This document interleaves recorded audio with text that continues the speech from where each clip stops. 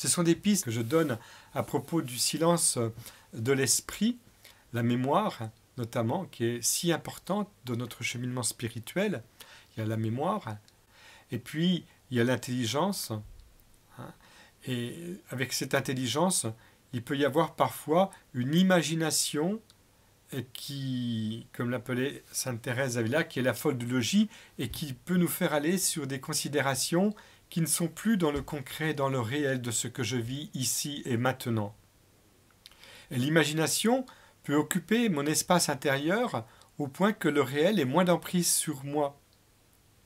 Alors évidemment, nous avons à discerner, et cette semaine peut être l'occasion de faire le point, quelle est la place de mon imagination, mais en tout cas de mon raisonnement, dans ma relation à Dieu, aux autres et à moi-même.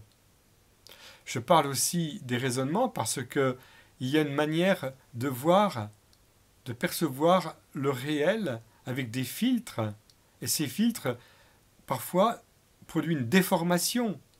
C'est pourquoi nous devons pratiquer ce silence de l'esprit pour que peu à peu s'installe en nous une certaine neutralité et que l'Esprit Saint, l'Esprit de Dieu, informe notre monde intérieur avec ses fruits de paix, de joie, de patience, de bonté, de maîtrise de soi.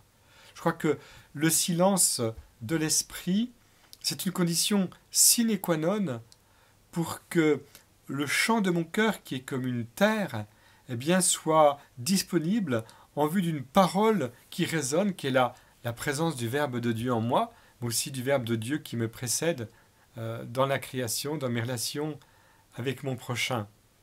Alors, avec le Père Chaminade, nous sommes invités à vivre résolument ce silence de l'esprit pour que ces facultés, on va dire les plus hautes, soient au service de mon contact avec Dieu en moi-même et mon contact avec Dieu caché dans mon prochain.